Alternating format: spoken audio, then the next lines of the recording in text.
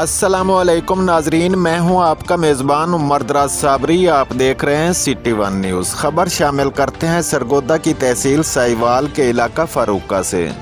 सरगोदा तहसील साहिवाल के नवाही कस्बा फारूका में अल-फलाह वेलफेयर फाउंडेशन की इफ्तिताई तकरीब में तकरीबन 100 मुस्तहिक ख़ानदानों को राशन तकसीम किया गया। अल-फलाह फाउंडेशन के चीफ एग्जीक्यूटिव राना शाहिद अली ने कहा है कि अल-फलाह फाउंडेशन फारूका समेत तहसील भर में हर माह 50 से 100 मुस्तहिक ख़ानदानों को राशन की फराहमी को यकीनी बनाया जा रहा है, जबकि पूरी तहसील में रजिस्ट्रेशन का अमल पूरा करने के बाद अहलियत देखी जाती है।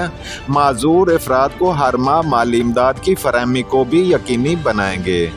उन्होंने कहा कि ये फाउंडेशन मुखय्यर हजरात के तामन से दिन ब दिन कामयाबी की तरफ रवां दवां है।